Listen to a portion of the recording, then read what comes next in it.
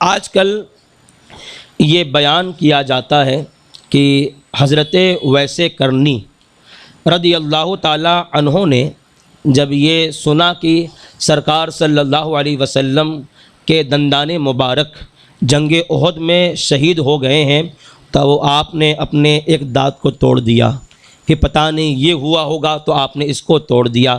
اس طرح جو ہے آپ نے اپنے پورے دانتوں کو توڑ دیا، پھر آپ پر کیلا نازل ہوا۔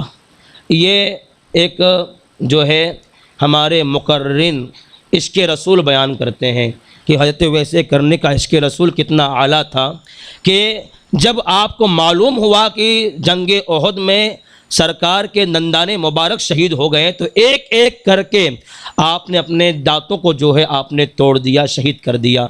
تو اس کی کیا اصل ہے، یہ سوال ہے۔ تو دیکھیں، سب سے پہلی بات یہ آپ یاد رکھیں کہ حضرت ویسے کرنی رضی اللہ تعالی عنہ کی جانب یہ جو واقعہ مشہور ہے کہ آپ نے اپنے دندان مبارک کو شہید کر دیا، یہ جھوٹی روایت ہے۔ شریعت مطہرہ میں اس کی کوئی اصل نہیں ہے۔ خود علامہ شارح بخاری علیہ رحمت و رضوان نے فتاوی شارح بخاری کے اندر بھی اس مسئلے کو ذکر کیا کہ یہ جھوٹی روایت ہے، اس طرح کی کوئی روایت کسی کتاب کے اندر موجود نہیں ہے۔ اور خود فتاوی بریلی کے اندر بھی یہ ذکر ہے کہ یہ اس واقعے کی کوئی اصل نہیں ہے۔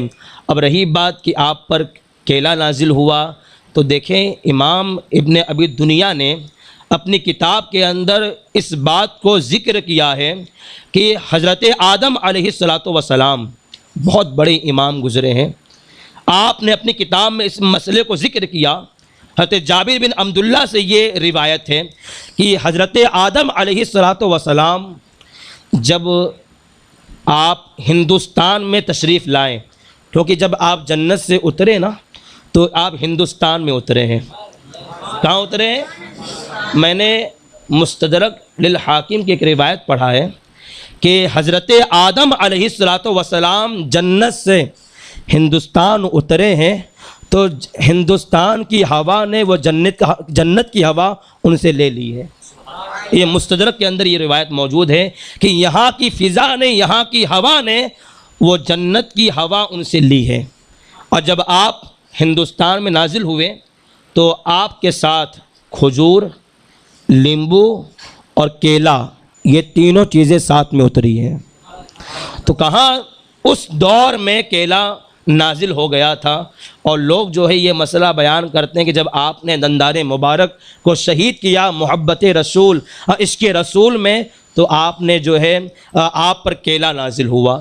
تو یہ ساری چیزیں بے اصل اور بالکل بے اصل ہے۔ شریعت مطہرہ میں اس کی کوئی اصل نہیں ہے۔